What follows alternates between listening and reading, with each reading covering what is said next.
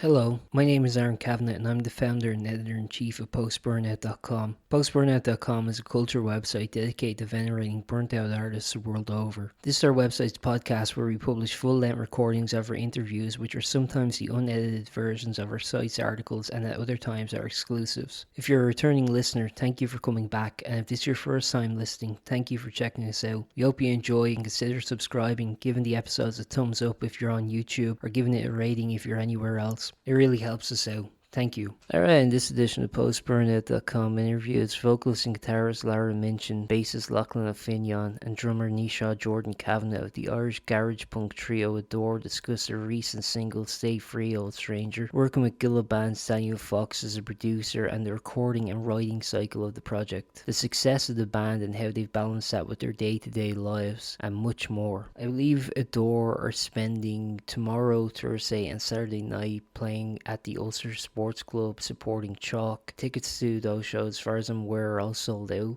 so I guess if you don't already have a ticket, you're not going. But the band are touring across the UK, France and Ireland starting next month, and they're doing a few dates in August as well. All that information is in the description of this episode if you want to check it out. But the only Irish show on that tour is actually at the Sound by Sound West Festival at the Roisin Dove in Galway. That's on May 1st, and I've spoken about that gig recently with Richard Blows of Blowtorch Records in that interview. I'm going to be talking about it again, I believe, on the next interview I do that's coming out. So yeah, lots of plugs for that gig, so I think you should check it out. The other thing I wanted to mention, this is very trivial, minor, no one's going to care about this with me, but I feel the need to correct the record. There's a segment in the interview where we're talking about the differences between like the UK and Ireland, and I mentioned in the UK walking around just seeing monitors playing LBJ. I meant to say LBC, leading Britain's conversation, but I guess I had Lyndon B. Johnson on the mind instead. I know no one but me will care about that, but I felt the need to correct the record. So I hope you can forgive me and enjoy the interview regardless. Hey, how's it There we going? go. I'm good. I'm recording I'll record it on this guy as well. Perfect. And then we can send that on to you if you That's want. grand, yeah. Yeah. I'm pretty low maintenance when it comes to sound engineering on this podcast. I listened to your one with your man from the Vapors this morning. Oh, cool. Yeah, Yeah, that was a great one. thank you. I try. You know what's really interesting about Adore, and by the way, welcome. It's nice to talk to you. But what I found really interesting about Adore is that I honestly thought you guys had been around a lot longer than you actually were. I mean, it seems like, in such a short amount of time, you guys have already shot up to being, an internationally touring act, but also an international headlining act already. Has the kind of trajectory of Adore felt, I don't know, kind of rapid, or does it feel kind of evenly paced and correct, or how does it feel for Or you? it feels very evenly paced for me. I think I can't remember someone said it to me. My friend Lauren said it to me. You guys seem to just be going steady, steady, and not kind of going too fast or jumping into anything. I think we're trying to really have a balance between life and health and music. And our manager Lewis is fantastic for that. He understands that we have lives outside of this more Yeah, than I mean, I've heard of. Are we recording right now? Because Naoise oh isn't, yeah, sorry, yeah. our drummer isn't here yet. Oh no, he just joined. Hi. Here we go. Oh, here he is. Oh, he's got Can you hear the. Where's this guy? Is he on Joe Rogan? Welcome to the Joe Rogan podcast. That sounds no. amazing. Does it sound good? Yeah. That sounds really good. It feels like if you did like it sounds like you do a good like meditation thingy. If you Welcome could to say the like Blind Boy podcast. breathe in, I'm being put to shame breathe here. out.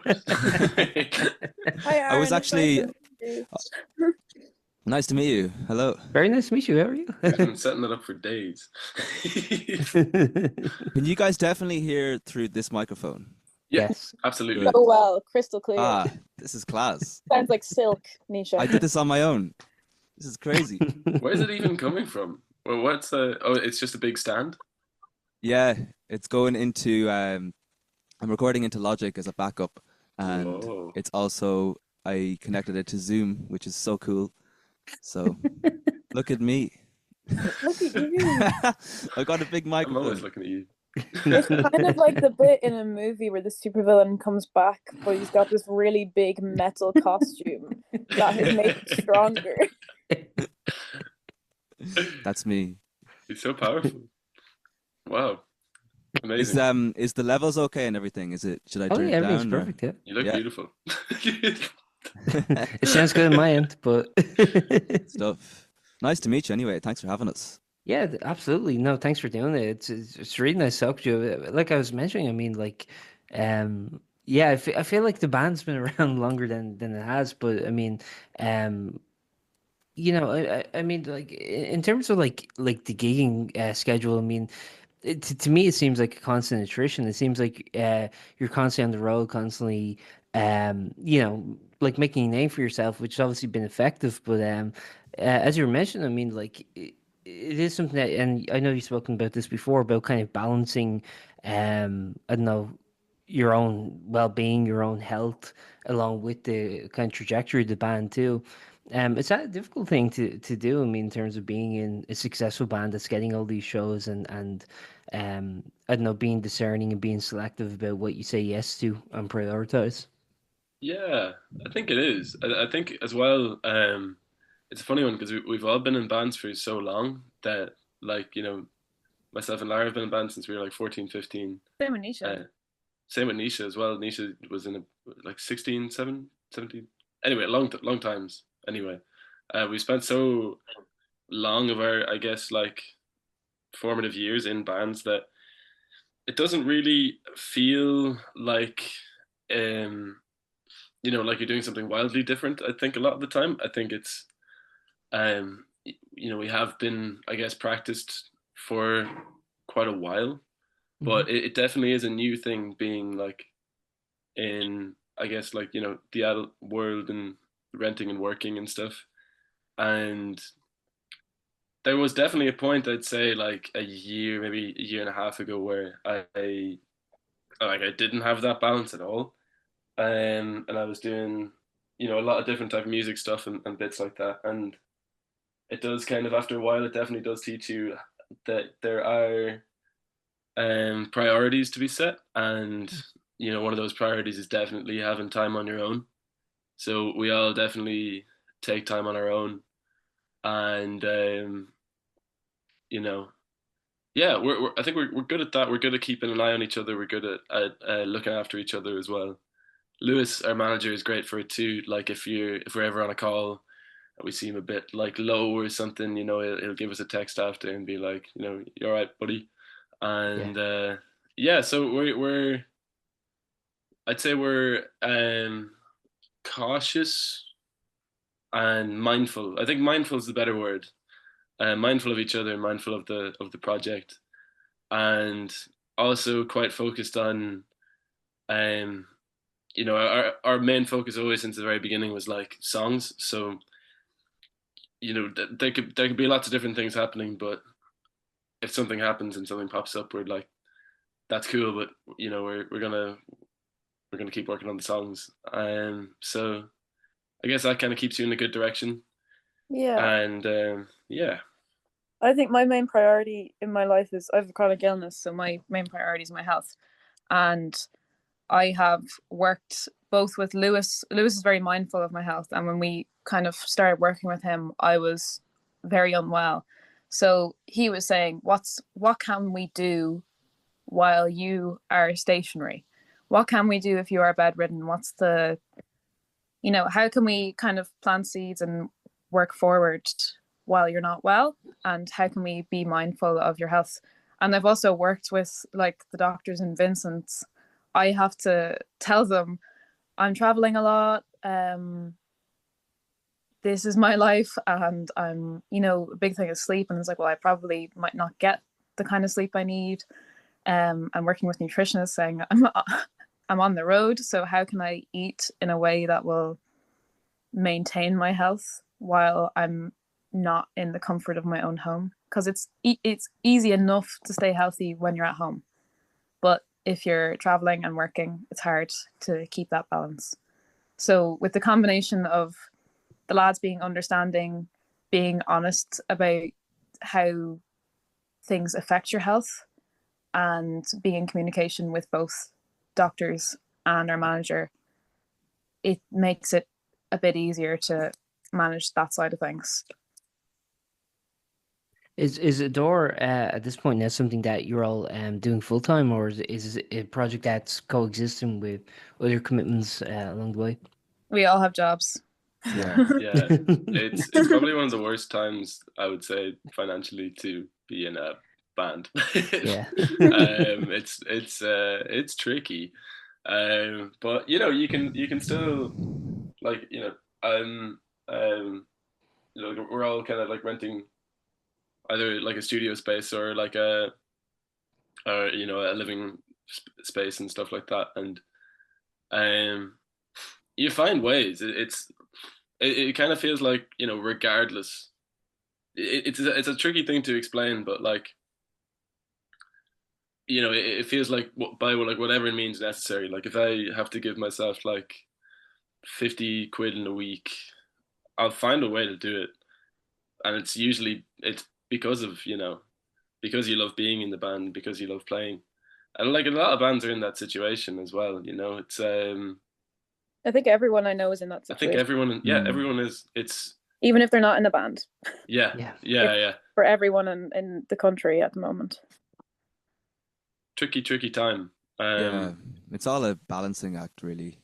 Like it's I mean, whether or not like I ever do it for a living, I'll still be doing it because I'd go crazy if I couldn't do it. But the tricky thing is, it's like obviously you do it because you love it, but in order to do it, like in order to have the time to do it, you need to, you know, like you need, obviously the cost of living is so high and everything. So it's like you need some kind of way to like have the time to do it while also working, which is the tricky part. So that's why, like, you know, even a lot of bands have like part of their income pays for them to do the band, and then part of it is working. So it's kind of yeah, it's just a balancing act, really, because like, you know, you should never do this kind of thing for money, like just to make money or whatever, but you need to be able to fund doing it. So yeah, it's kind of just, it's a tricky, it is very tricky, but it's like, it's a balancing act, really. It's just trying to balance everything and balance your life and just keep your mental health well, you know. And in that as well, if you like, you end up taking on shows that you might not be incredibly interested in because, oh, this pays well. So then it can help you afford your tour where you're playing places that are new and interesting to you, and it kind of enriches you creatively. But it's that, you know, what they say in the movie business, one for them, one for me. It's like, yeah, you do an awful lot of stuff you kind of don't want to because it's the real world and that's how it works. And then you can do something that's exciting and fun and nice. Yeah, totally. I actually want to ask something based on what you were saying there. I mean, like you were talking about the need to kind of I don't know, being your own, be separated, and to kind of just like recoup and to rest, and you know, kind of balancing the touring life with, you know, your day-to-day obligations and things like that. I mean, for like, how does the band kind of like fit into that? I mean, if the band ever felt like I don't know, in a necessity or anything like that, would you like pack it in, or is it kind of like, is it important that the band kind of like maintains its interest or its intrigue, or do you think we'll ever get to a point where it's like, well, this is kind of like the ship we're sailing, we can't really just stop now? Or how do you feel about that in terms of like the band actually being a part of your lives? I think it's such a, like, we've all been through like so much together that like I think if there was more to come, I'd want to go through it with these guys. Like we all genuinely like really love each other, and you know, I think it's just, it does. We kind of accept as well that like we have a big acceptance that not everything is in your own control, and that things, things will happen, and things have happened where we all needed to take some time to like recoup and and relax a bit and then come back to it. But it's all human nature, really. Like, it's, if it comes to a stage where like we've put out an album, we've put out a record that people really, really like, then I guess it goes to another level. But it's, the only thing you can really work on is the songs. So it's just like, it feels like we're going to keep writing songs because we love writing songs. We love playing together. We love gigging live and stuff. But I think playing live and like marketing yourself and stuff like that only goes so far, and then the songs have to be there as well. So yeah, it is always going to be that. And if we manage to crack the code over a few records, then the other thing happens. But yeah, I think we're gonna just kind of keep going. And yeah, accept what happens, and work, taking each day as it comes. And yeah, I think, yeah, just the most important thing is just doing it because you love it. And the only way to stay in love with it is to be able to, as I said, balance it well. And like, yeah, I don't know, just if just to, yeah, it's just it's nice to just have, like, always have some kind of creative project there.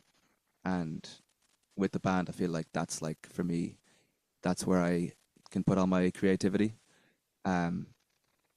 So yeah, that's what I have to say.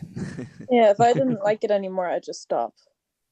Like, I've done it before, I'll do it again. I like, if I stop having fun with it, and it doesn't make me, if my life isn't better with it, what's the point? Just keep yourself happy. And we can't really do it for anything else. We're doing it for the enjoyment of it, because what you get out of it is the enjoyment of it there. And that's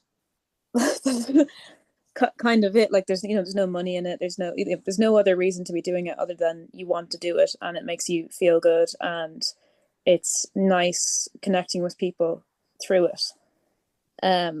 But I say the three of us will always be doing music no matter what. But if it ever stops being fun, and if I ever stop enjoying it, that'll be that. Yeah. No, I think it's important to kind of keep that autonomy, I guess, and in able to, as successful as the band becomes, like, to be able to I don't know, kind of maintain that ability to walk away if needs be, like, is the autonomy of the project the kind of the ability to kind of I don't know, kind of keep your own decision making. Is that something that, like, you're giving forethought to as the band's success kind of grows? I think it's we're very lucky in the way that, like, we, like Lara was saying earlier, like, it has been pretty steady. We haven't, like, gone viral or anything. It's like, it's the yeah, I think, like, each release is kind of hitting, like, a pretty, like, steady level. And from that, we've managed to, like, stay independent.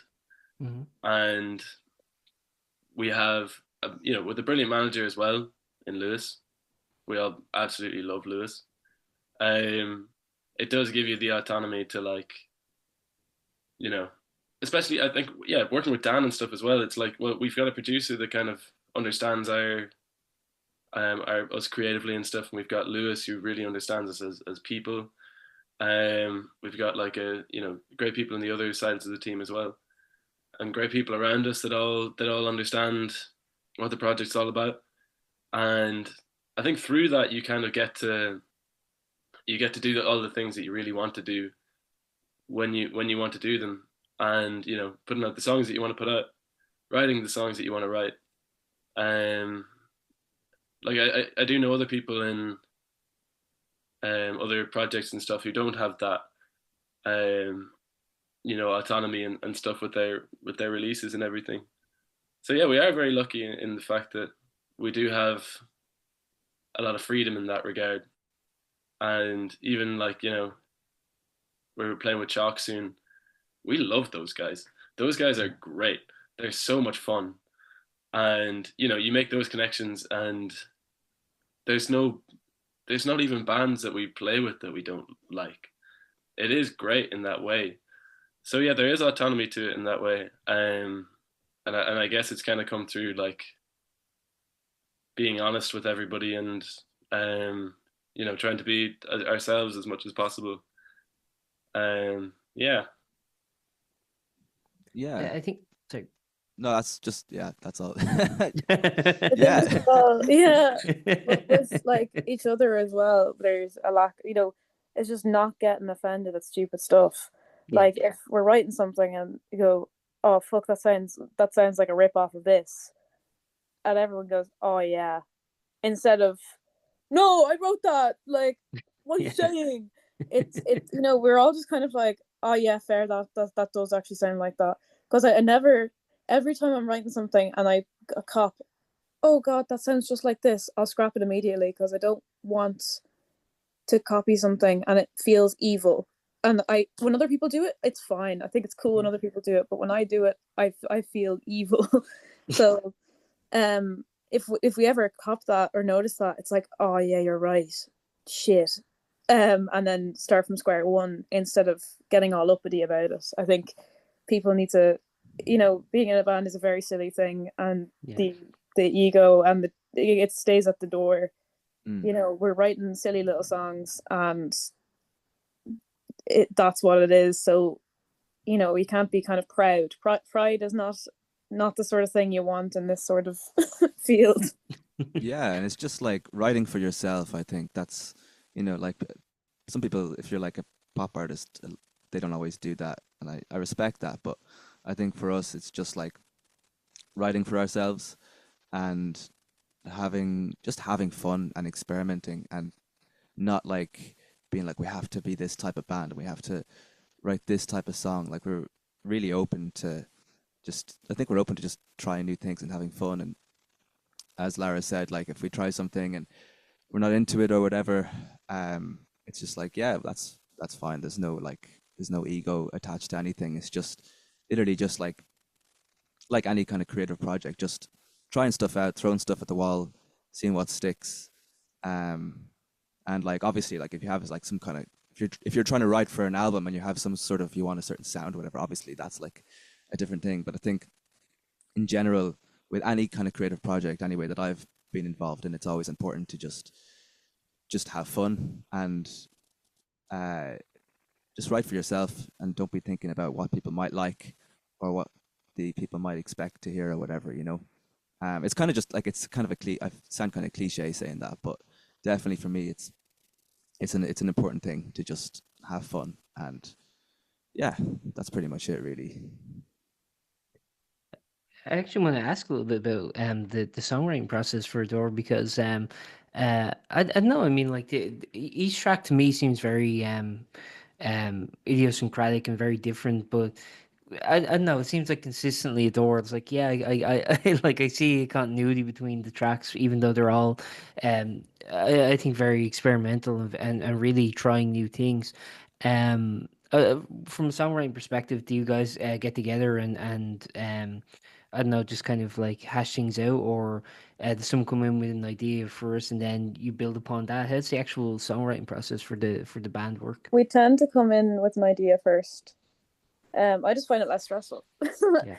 Because when you're all trying to figure out something at the same time, I find there's like a time pressure element to it of, we have 2 hours in the studio and we need to figure it out, or whatever idea I figure out now will be the final idea. It kind of feels like it'll get too comfy. So I prefer to write something almost in its whole, with maybe a few gaps missing that need to be filled in when we're in the room.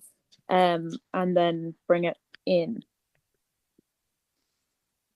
Yeah, I think that's kind of how we've always kind of done it. It works really well. Yeah, like Lara will typically bring in sometimes like a fully kind of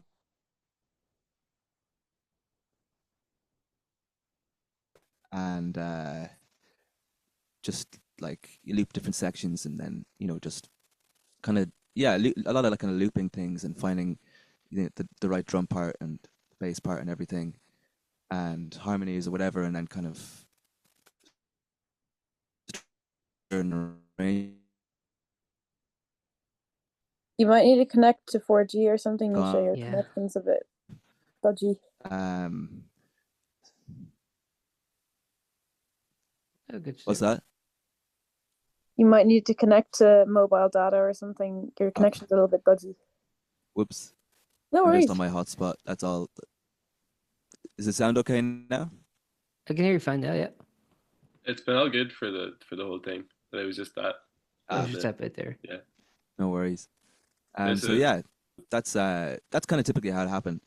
Like Lara or Lachlann, I brought in a song the other day, first time I ever did that, and they liked it, so I was very happy. But I think that's kind of the main thing. We're not really like me and Lachlan get together sometimes on our own and we'll jam and we'll kind of jam stuff out.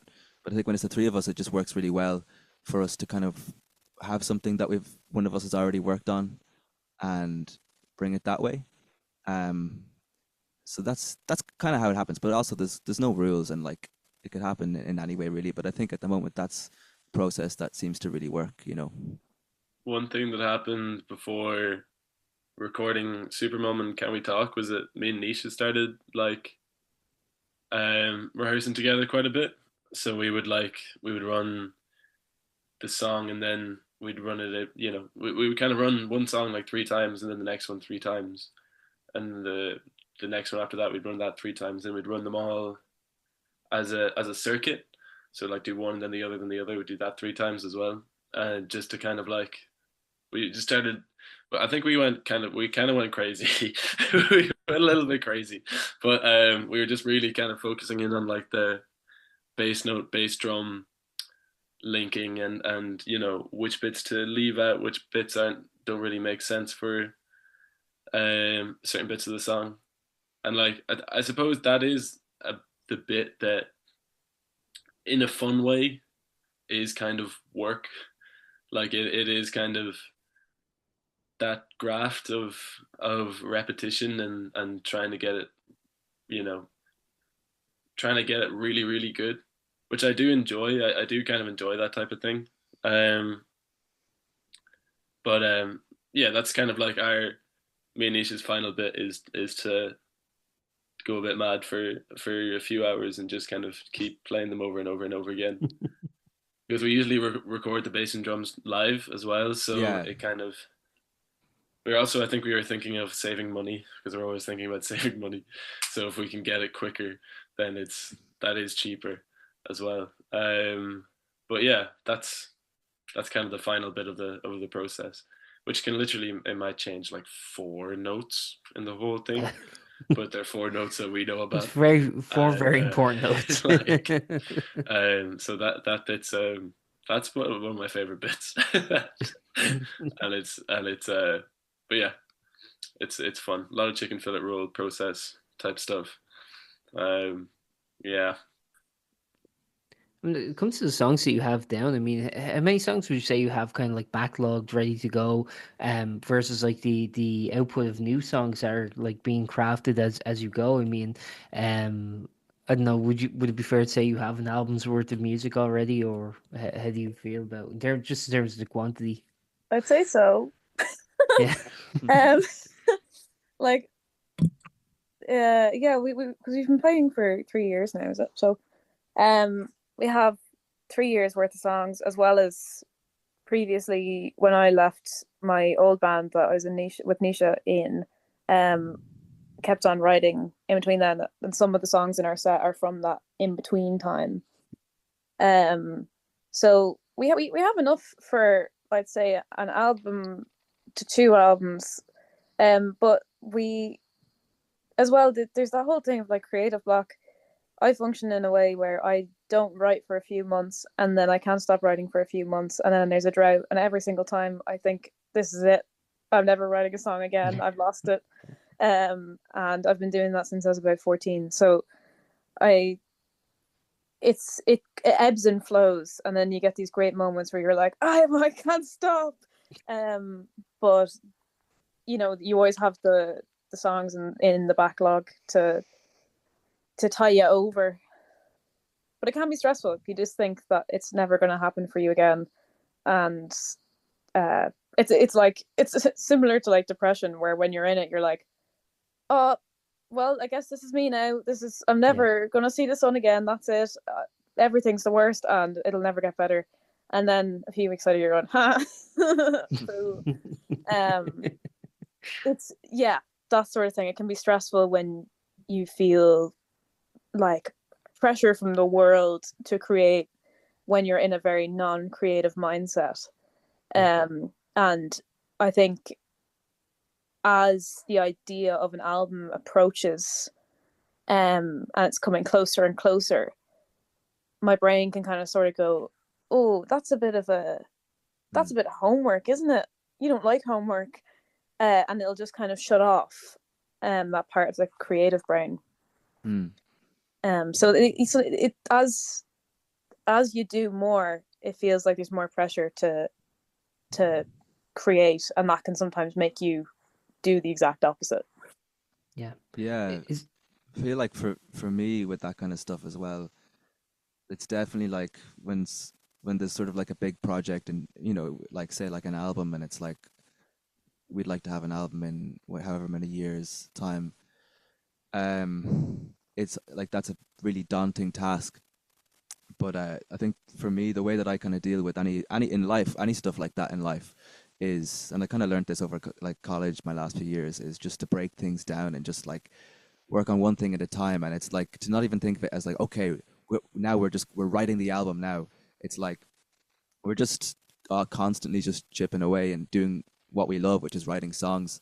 And just like writing a song at a time, and eventually, you know, if we were to make an album, we could write an album, or we could just pick, like a lot of bands for their first album would just pick their best songs in a way that makes sense, if it's all cohesive and everything.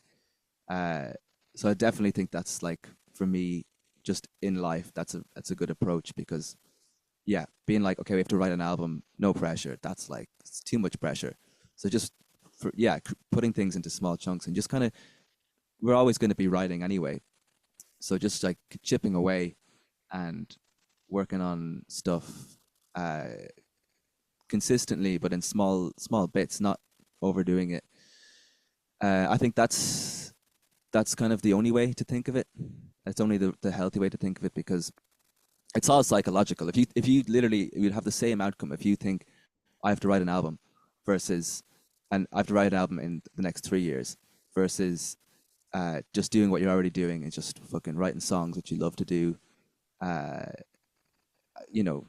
in 3 years' time, you're going to have the same outcome, but it's about your attitude towards it, I think. So for me personally, that's the way that I've kind of dealt with a lot of things, because I do get very overwhelmed just with, the fucking pressure of life and everything.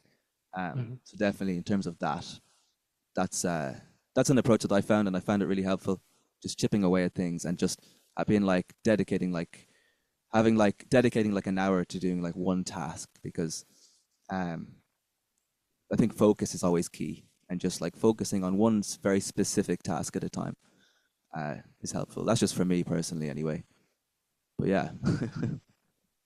But is there, just based on your answers there, I mean, is there an actual external pressure kind of demanding a record, or is it just kind of more of an internal struggle where you're kind of thinking, well, bands have to have their first record out after a certain amount of time? I mean, just in terms of like, I don't know, again, kind of going back to what we were talking about earlier about kind of like that sort of self-determination of the project. I mean, do you ever catch yourselves putting unnecessary pressure on yourselves versus the, I guess the kind of requisite pressure just to kind of keep going, I guess.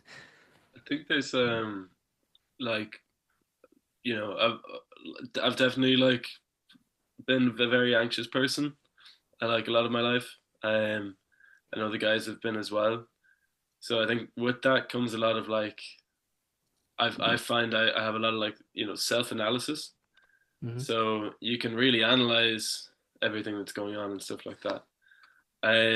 Those are kind of, you know, those can be the between times though. Um, and I suppose like, you know, we're very honest as a group as well. Like, you know, we don't pretend that things aren't, you know, stressful, because they are pretty stressful. But yeah, I suppose there is some kind of a thought of like, we've all been like massive music fans our whole lives. We've all watched like loads of documentaries and, you know, read loads of like books about bands and certain stuff like that. So it kind of, I guess, you can see like parallels between your own situation and some of those guys, which is great as a music fan. Um, but yeah, I suppose it's like this bit kind of mirrors the next bit. Um, and we're just people as well. Like it is something that will probably come along, and that probably will be stressful, you know.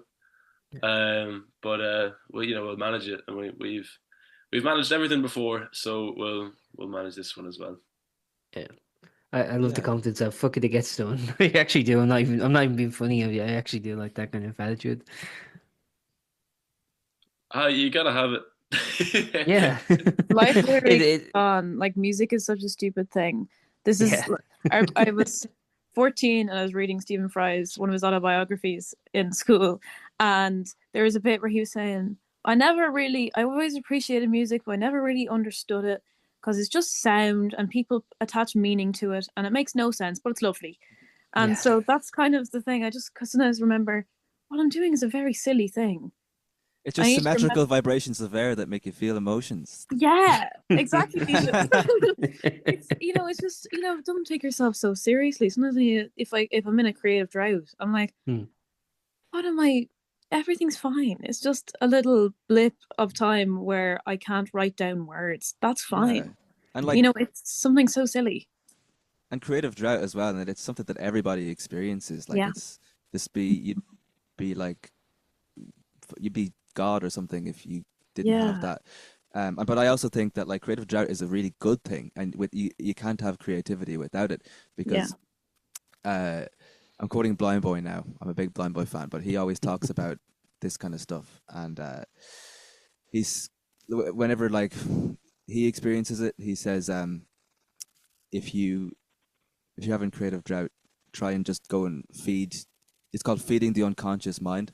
So like, just don't do anything creative, and just experience life and like watch movies and listen to music, and don't have any sort of agenda or intentions of creating. And then because you need inspiration, and if you're just writing all the time, you're going to run out of inspiration. So Yeah. I think it's just that two-way street of like, you'll be creative and inspired because you need to be inspired by something to be creative, and then you'll run out of that, and then you just go and absorb culture that you really love, and eventually, and without like being like, okay, I'm going to take this amount of time off and then I'm going to write, because that's too much pressure. So then eventually you'll just be like, you won't have written anything for a while, and you'll be watching like a movie that you like or something will spark something. You'll sit down with your guitar and it will happen, as opposed to being like, I'm going to sit down now and now I'm going to be creative and I'm going to write something amazing. It's like, fuck that. That's not possible. Yeah. Because I used to get really frustrated when I'd go through bouts of depression, and it was always this idea that when artists went through a bout of depression, they'd come out with the most amazing thing, and you kind of get a little reward for feeling so shit all the time. And I kind of be like, where the fuck is my reward? Because I can't get out of bed to brush my teeth. How am I gonna write a song? Like, and you know, it's a real sort of glamorized idea that people create beautiful things when they are in great pain, because I know a fair few people who are similar. When they are in that great deal of pain, they can't do anything, you know. So Yeah. it's good to just talk to other people who are doing a similar thing to you, or people you look up to, asking, does this happen to you? Do you ever feel this? I remember Shane McGowan was saying, I can't write when I'm depressed. And I was like, great, that's good to know. No one ever says that, you know.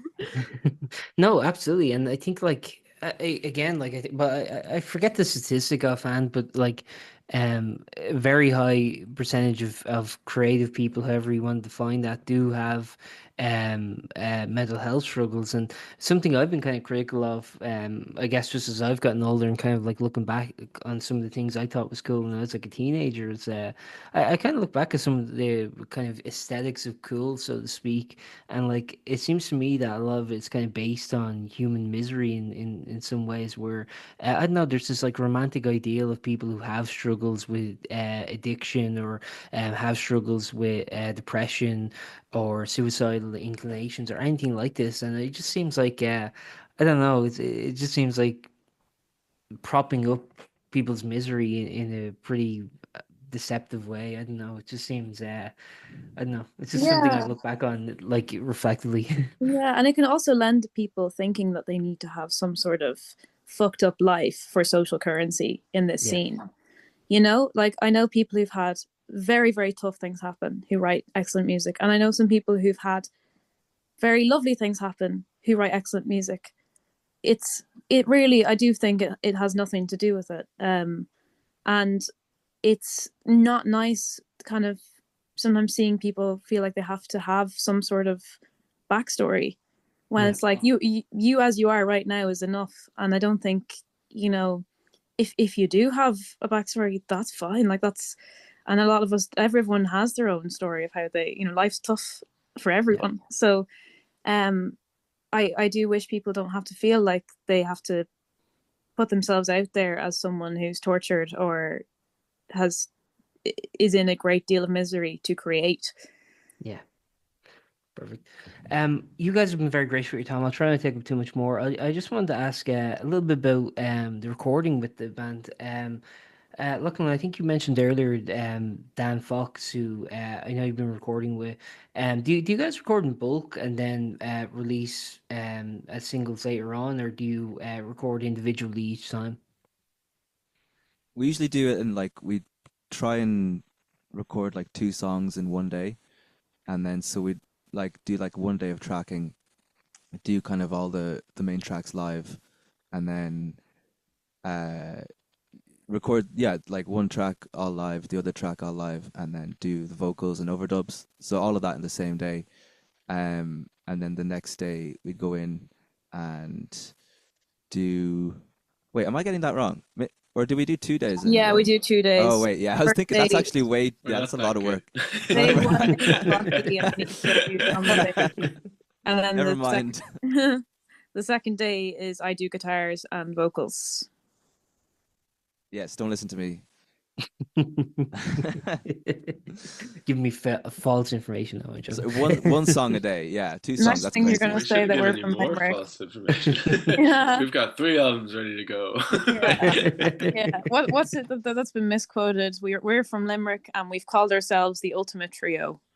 Oh yeah, yeah. What the hell? Those are 2 of the Forgot about the lies. Ultimate Trio thing. It's like, did we ever call ourselves that? Did we ever actually, us, as of all people, say that we're the Ultimate Trio? Now I'm gonna have to put that in the article somewhere. We're sake. the ultimate trio now. I just need to perpetuate that slogan. And yeah, But and with you recordings, sorry, I was just gonna say, yeah, like it's usually basically we do 2 songs kind of together over like 2 days, and then we do like a day of mixing. I think we'd mix the 2 songs in like the one day. I'm pretty sure that's true. Yeah, I got that right. So it basically be like 3 days. So it is pretty quick. So we just record the 2 songs, and then when like kind of maybe shortly before we release them, we'd be planning the next release then. So kind of 2 singles at a time kind of thing. that's kind of how we work it. It's pretty efficient. We got a good system, I think.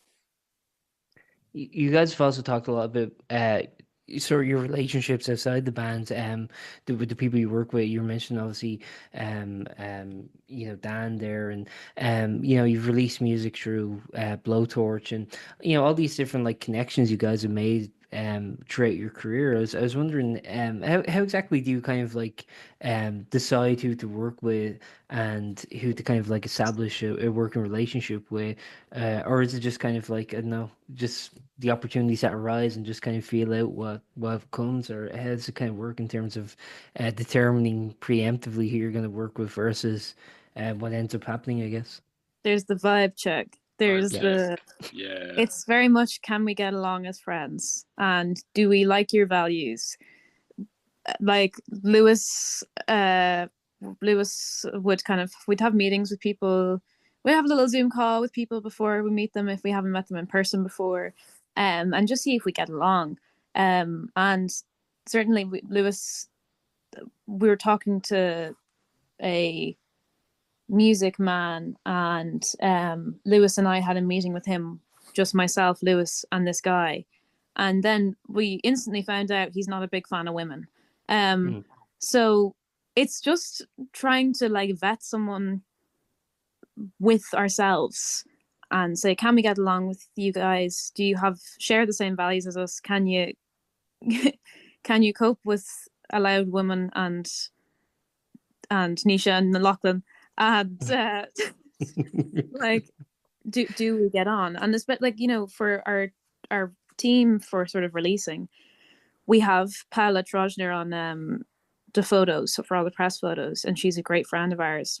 And she's someone who I hang out on with a regular basis. And the lady who does her artwork is Lauren McGovern, who has been my best friend since I met her in Girl Guides when I was 11. So it's just like, we try and work with our friends as much as we can as well.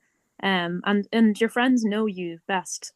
So if you have an idea in your head that's not quite completed, and you say to them, I have this kind of idea, they go, yeah, perfect, I know exactly what you're talking about. And they know you throughout, so they're going to know what you want to do. Yeah, definitely. I I start talking and then I'm like, I actually forget what I was going to say. It's just figuring out the people whose hearts are in the right place for what we're doing. I think it's always pretty clear. Yeah. And I think Lara's great at judging people's character, and yeah, we've been very lucky. In fairness, like, we haven't had to go through many people. We haven't had to like try many hats on. But as well, because we've all been in bands for so many years, definitely in Ireland, we've met a lot of these people who could help us. And instantly, if I go, I didn't like how they treated me when I was a teenager, that's kind of a pretty instant no. And also, there's a great network between all of the Irish musicians. We're all friends and we all chat, and try not to chat about just music stuff because that's annoying. But if you say, here, listen, have you worked with this guy before? How have you found it? We can all just ask each other for advice and ask each other how their dealings were with different people, because it's word of mouth is very valuable. Yeah, definitely, just from being in the scene as well for the amount of time we've been in it. Like, we've all been in other bands and stuff, so we've gotten to know a lot of people over the years. I think that was a big help when we started this band, that we already had these friends and connections that we had ideas about working with. So there was already a good amount of people that we wanted to work with, that we'd kind of worked with in the past and stuff like that. And then other people as well that we've worked with for the first time and just get along with them really well. Sometimes, like, if it's people in the UK, like, obviously, like, Lewis has a lot of connections and stuff, so meeting them. And then sometimes if it's people just at home, it's like people from the Galway scene, or it's kind of handy, actually, especially when we started, because Lachlan's from Donegal, I'm from Galway, Lara's from Dublin. So when we first started, even just in terms of gigging and whatever.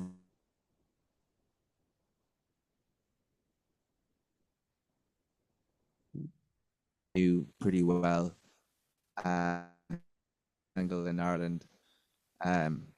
So, you know, that kind of all, and then that kind of leads to other things as well, where you meet more people. So yeah, it's just like, that's kind of, it's a pretty natural way of kind of working with people that we get along with. Generally, one sweetheart in a working relationship will lead to another sweetheart. People, grown-ups tend to decide who they want to spend their time with. And if you're working with one lovely person, they'll probably have a network of other lovely people who they like to work with too. So once you find people who are nice and have the same values as you and the same sense of humor, you're kind of sorted. So it's like that thing of like when you leave school and you're like, and you find your little group in a different place in university, you're like, where are all the like assholes calling me horrible slurs? Yeah. Like, it's, you know, it's about, yeah, it's, you know, commonality in circles is common. So that's the big quote of the day right there. But yeah, no, we have been very lucky. Do you actually, because you were talking earlier about like starting bands as teenagers, I mean, do you find it easier now to find like-minded people that you're adults, or because I'm thinking back to my own adolescence, and there was always kind of something special about finding a kid who had a similar kind of thought patterns as you. Yeah. Do you find it easier to make those connections now as adults, or? Well, I think as well, like when you're a little freak as a kid, people don't like that. And if they do, they're a lifelong friend. But as you get older, people start realizing that differences are cool. And people just, I think as well, there's so much pressure on being a teenager and being a kid. There's so much like social performance that as you get older, people kind of realize, it's just not worth it, you know. And people who you think had their shit together a lot when you're younger really don't. No. And they might respect things about you and you respect things about them. But it's funny though, like a lot of the bands, you know, like Spit, I knew them when I was a teenager through teenage bands and stuff. Like we all know each other for years, and it's lovely when you see a new band pop up and you go, I knew them from when I was 14, and you know, we were all kind of doing a similar thing. It's interesting to see where people end up. But I think it gets easier to make friends as you get older. I think just people are less concerned with that social performance. Yeah, the corrosion of conformity, so to speak. I want to just wrap up by talking a little bit about your new song, "Say Free, Old Stranger." It's the first song from you for this year. I was wondering if maybe you could talk a little bit about it, and kind of why you chose to release for the first single of the year. Well, it was a song that it was in me and Lara's old band. Yeah. So it was a really old song. I think it was the first song we've ever played actually in a door. And we changed it a bit. I think we just slightly kind of like, I don't know, kind of changed little bits here and there. But it's essentially it's the same song. Not that much has changed with it. And why do we choose to release it? It's just a tune. I think it's a song that was very much cooked and has been sitting in the Tupperware for years and was just itching to be out. And it's one that we play all the time. So, and people kind of, I know people who come to the shows, they know the song, and it's like, well, I feel like we've been withholding this from you. We did release it with Blowtorch as a B-side for the physical release of Postcards, but I didn't reach that many people because it was just on a physical release.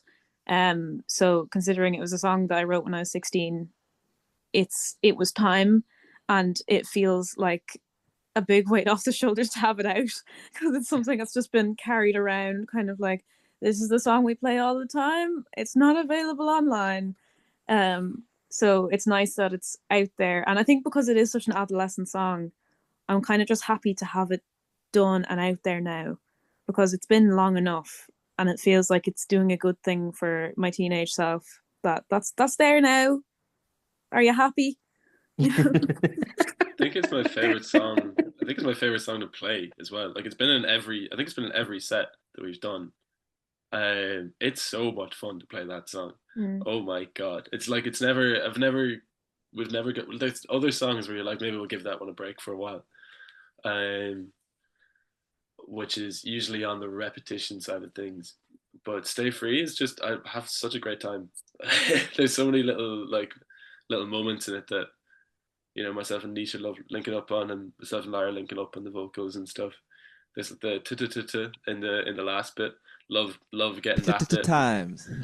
Times. Hitting that. Yeah, it kind of feels like at the end that you've, like, I don't know, I was a big maths guy. It's kind of similar, like when I get that right, it feels like it's the same feeling that if I got like a sum good. Yeah, it's so recording it was great crack, and felt good to kind of start the year off with one that we're very familiar with, and also to release the first song that you ever played together is a nice feeling too. Yeah, and I think as well that, like, we've had all this time, we've been playing it from the start, even from before the start, and we're obviously, like, we can play it in our sleep now. It's like we're really comfortable with it. So I think especially kind of recording it that way, it actually does seem fresh when I hear it, like, obviously because of the production stuff that we've done with Dan and stuff like that. But yeah, it's just, I think being able to release something that we've just been playing for a long time it's a nice kind of, yeah, as Lara said, like, it's nice to kind of just get it out and kind of you know, yeah, just to have it out there, and just the fact that we're, like, able to play it so well as well on record. It was just it feels very, obviously it was recorded live in the room, so obviously it has that sort of live feel. So yeah. To me, Stay Free felt like a big sneeze that was building up for years, and then finally a few weeks ago we did the sneeze, and there's that relief of great, I've sneezed now. You know? So you're currently in the period. Yeah. And then, you know, maybe there's another sneeze on the horizon. Actually, one fun thing I wanted to ask, you were kind of mentioned there that, like, this is a song that you wrote back when you were 16. I mean, how do you feel kind of going back to older songs you wrote? I mean, does it bring about dread? Does it bring about joy? Or is it kind of a bit of both? Because, like, speaking of some of the stuff that I used to write as a teenager, most of it I just cringe and I go, oh my God, I'm so glad no one ever read this. But every now and again, I'm like, I kind of cooked there. That was kind of all right. So, you know, sometimes I'm like, that's all right, you know? Yeah, well, you have to have respect for yourself as a teenager. Yeah. Like, I've got a whole lot of love for myself as a teenager, although I was mental. And I mean that in a very derogatory way. I'm going to say that to her. She was crazy. It's like, you know, I think as my teenage self, I was very much just being myself, and was always a little freak as a kid and continued on doing that. And I didn't try and stop being a freak until I got kind of into my 20s, but I've stopped that now again. But it's like a tattoo where you look at it and you go, to be fair, I was feeling that at the time. That made sense at the time, and I'm glad it's there because I really wanted it at this particular time in my life. I generally don't really regret much because there are so many things that happen in a day, and over years. So it's nice, and like, I wouldn't release something that was hateful. You know, there's a lot of hateful stuff you write when you're a teenager because you're just so angry. Like, I wrote my dad's obituary before he died when I was a teenager because I was so angry at the world. And I guess that, like, teenage rage is such a huge thing when you're a teenager. Yeah, I get that too. It's also kind of like misdirected. You just kind of have this general kind of aura of being dissatisfied, just Yeah, malcontent. just so angry. And I think that's why a Yeah. lot of us get into punk as teenagers as well. Yeah. Like I got so into it when I was 12, and it's always stayed. And I can definitely like enjoy it a lot more now. Like I went to see Circle Jerks and Descendants a few days Oh, ago. hey. Yeah. Yeah. Oh, what an amazing gig! Yeah, it was great. Yeah. It's so fucking unreal. Yeah. And I was And kind negative of, approach. Negative approach are there too. yeah, negative approach for sick. I was there with my brother who actually showed me Descendants when I was 12, and I was listening to some bits of punk, and he was like, "Yeah, no, listen to Descendants, you'll really like them." And I was like, "Okay, cool." So for the Christmas present, I took my brother to the gig, and we were there, and I was like, "Oh, I love this so much," and I'm actually really glad I'm a less angry person. Like I'm still angry about states in the world, I'm angry about certain things, but I'm less hateful towards everything.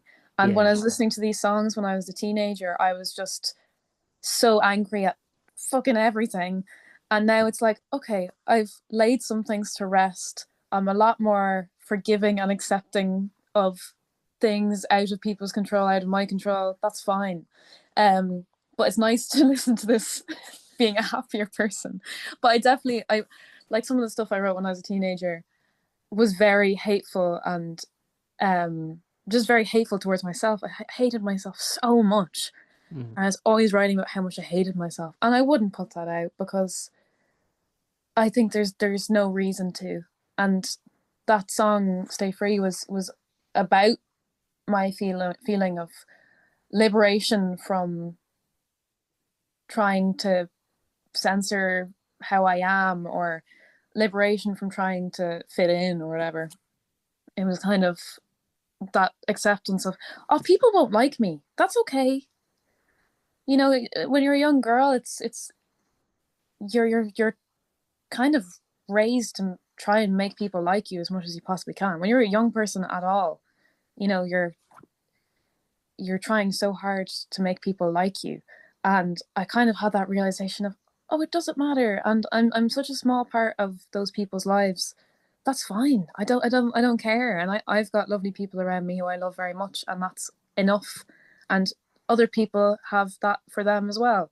So why do I feel like I am a cartoon character that everyone has to like and get on with, you know?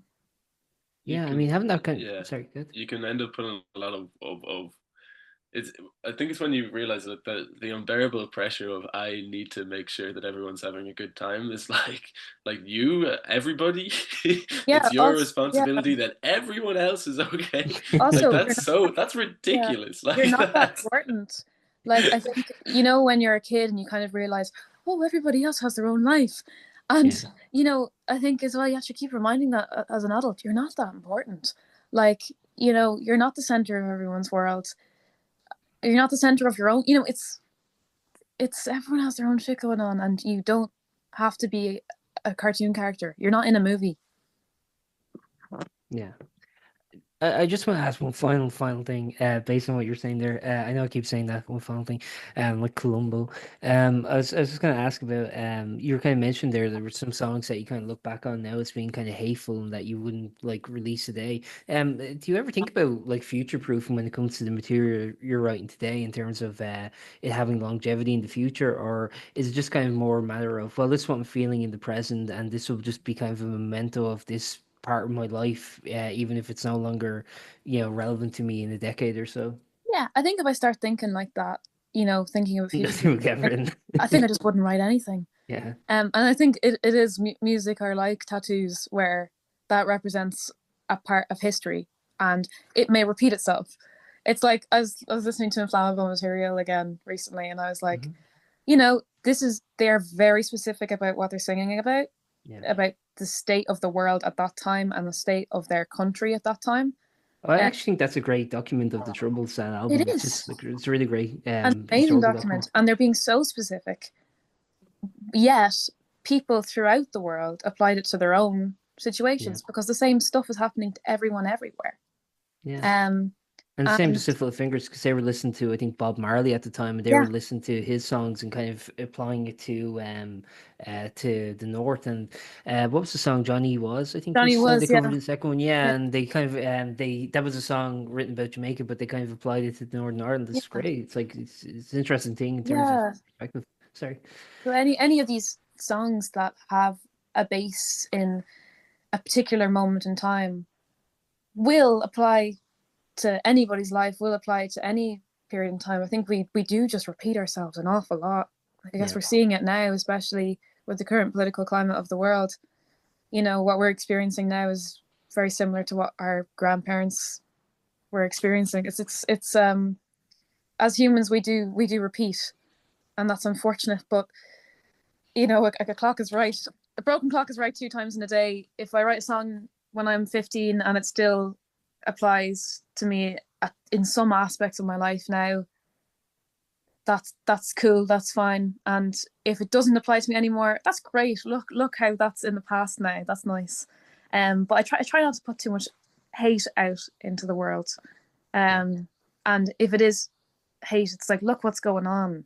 Can we do something to fix this? Instead of just, I hate everything.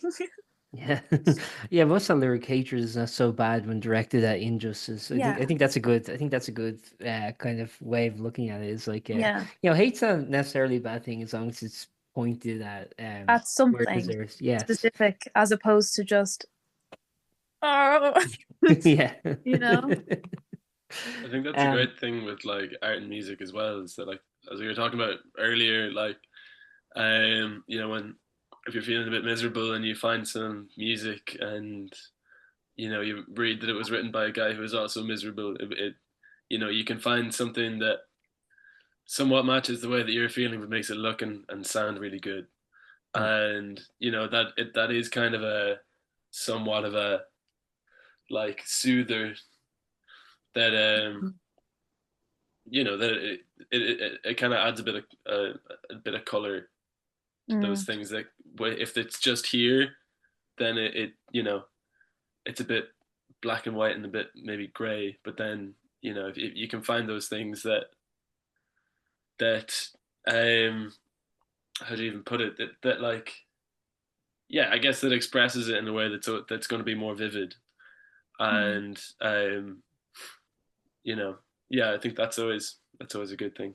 Yeah, I was writing a song, and for a second I was like, because you know you want to, sometimes you feel a bit guilty for making things too specific. Whereas like I'm writing a song about breaking into my dead dad's house, about how I found all of his things exactly where he left them, that sort of thing. Where it's like, this isn't a universal experience, but there might be someone out there who's had something similar, or someone might not know it means that, but go, yeah, I feel that too. I understand that. You know, it's you can take so many feelings from something that is specific to someone's experience and make it reflect your own, and that's a wonderful thing. Yeah. No, absolutely. I wholeheartedly agree. I don't really have a proper wrap up. I'm sorry. Yes. I just have to be like, yes. We win. Adore one. I've been checkmate. You sunk my battleship, all that. Thanks very much for your time, guys. Is there anything you would like to add before we wrap up? I know you guys are touring soon. If you whereabouts are you playing? I think you're playing UK, France. If anywhere you're else? in Paris, London, Tunbridge Wells, Southampton, Hull, We do very well in Tunbridge. Bristol, and we're doing Manchester, Edinburgh, and Brighton in August. If you're all together now, there's a couple more dates on that tour that I'm forgetting. Yeah. Are we somewhere else? 9th of April, Ulster Sports Club with Shock. Yes. 10th Oh, of you were doing it April, today. There's no tickets for that one. Ulster Sports Club with Shock. 11th of April, Ulster Sports Club with Shock. Blowtorch Records Festival, 1st of May. Blowtorch Festival, yes, absolutely. Dove. It's gonna be Um, really fun. that's gonna be really fun. Thank you so much big I have shout an out to interview with Richard from Richard Blow is Blowtorch. coming out. Yeah, I have an interview with him coming out soon, Yeah. so Oh, I have to plug that gig for it. So For Yeah. sure, absolutely come to that one. Yeah. Some Probably really our great last bands show playing that for, one. Yeah. until maybe October or something. Yeah. I realised that our UK tour in May is just England. England. We should have just called the England tour with a bit of Paris. I thought you got doing Edinburgh, no? That's in August. That's not kind Oh, of part okay, of so the it's tour. not the UK tour. That's during okay. the Psych Fest time. But I've always wanted to do a tour that was Scotland, Wales, Yeah. no No, England. I always thought it'd be funny just to do a tour of Wales, because Wales is always getting skipped on when Wales bands is are all doing UK tour. skipped on. It's like you have so many great little cities, like just in that Yeah. one country alone. I think you could just, as a joke, just do Yeah, just do tour Wales. to Wales. Yeah. Folk The Club have Welsh just tour. put out a song about Wales. It's called "Have You Ever Been to Wales?" And I'd Yeah. recommend that one as well. Have Yeah, you ever been Welsh to cakes. Wales? It's good. That can be your I'd like to go to intro Wales, song on apparently like the it's PA. Yeah. Oh, we should definitely do a Wales tour. We can eat Welsh cakes and read the Canterbury Tales. Oh, there you go. Meet Rob Brydon, maybe. Yeah, and the Bug Club and what's his name? Christian Bale. Yes. Rod Gilbert, another good Welsh comedian. You know what's interesting about touring as a band is that, you know, obviously, I mean, you get I'm to gonna see go all these pee like. real quick. I'm like... Go ahead. Sorry, I won't take up Someone- any more time.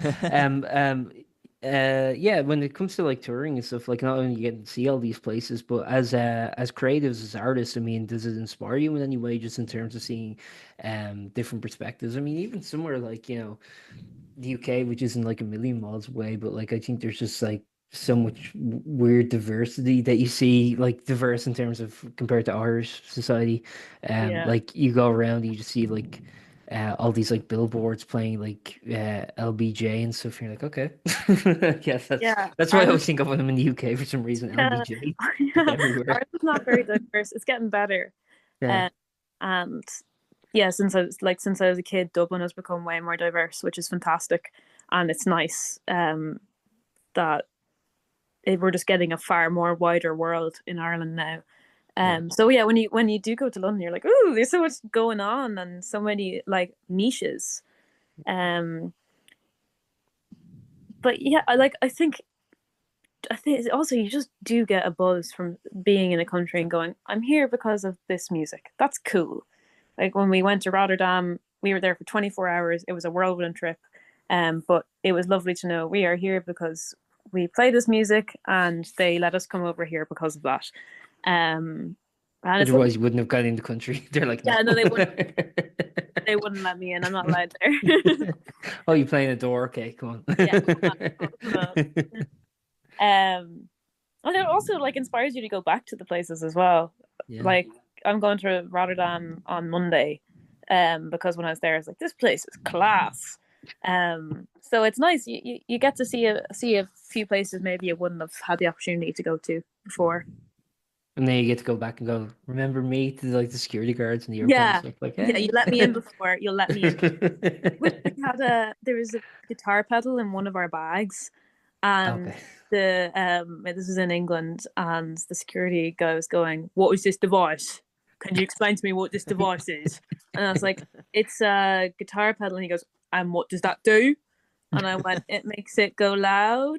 And he went, "Okay, next time you need to declare this." Because you're Irish. Call me a dirty Paddy Mick. God damn it. You can't even bring a guitar pedal across borders anymore without being accused of terrorism. Yeah, Well, thanks very much for your time, guys. I will let you go this time. Thanks, and best of luck with everything you have coming up. Thanks a million. Thanks for having That us. was a great chat. Loved that. Thanks, Yeah. man. Have a great afternoon. I hope it's sunny there. It's Yeah, pretty sunny it's- here. It's Where are okay. you, Aaron? What county are I'm you in? in Dublin, yeah. Me too. Talle. Look at that weather. California. That looks better than where I am. Mine looks kind of grey. Mine's white. The sun is desperately trying to get through my blinds right now. Yeah, Zoom calls don't pick up sun very well. It always just looks like No. it always just looks like overexposure. God, it's God's actually out there.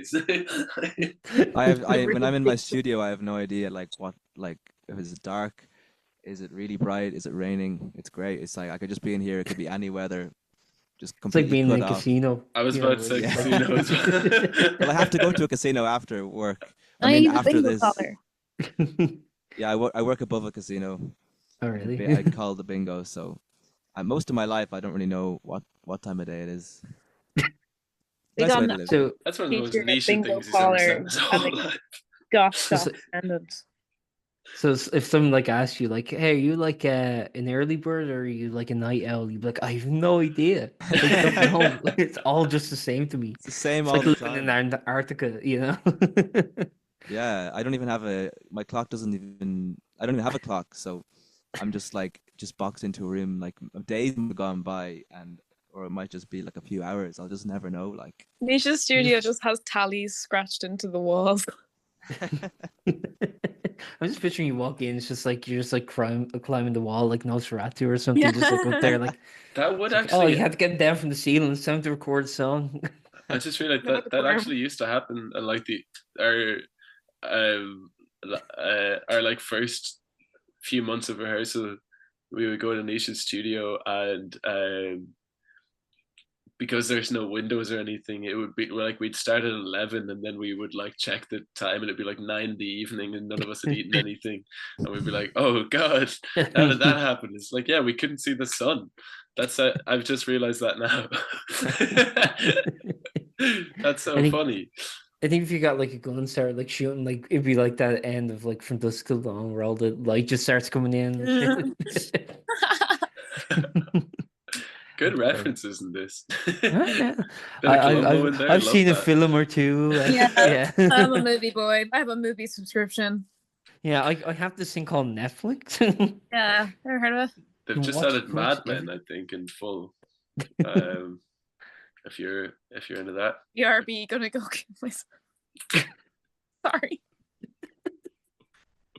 And we got that on What record. the I don't know. I'm feeling wacky today. Just Good one vibes, good Mad Men reference. That's what pushed me over the edge. That's what did it. Too much Well, Mad if you Men. watch Mad Men, then you'll around season 4. With the way those guys treat women, I don't know if I can hack it. Ah, come on. I think I'm like, it's grand. It's fine. Come on, it's the guys. They wear their suits and they got their wallpaper. I'm just picturing like, They you got know, their wallpaper.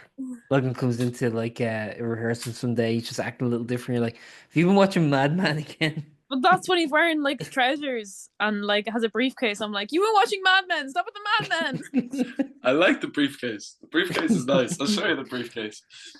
It makes me. It's. I keep all my important bits in here to keep them safe. Nothing to do with Mad Men. I'm just picturing you bringing that to like a British airport, just like, baby, you can And fit so what many is guitar this? pedals in this.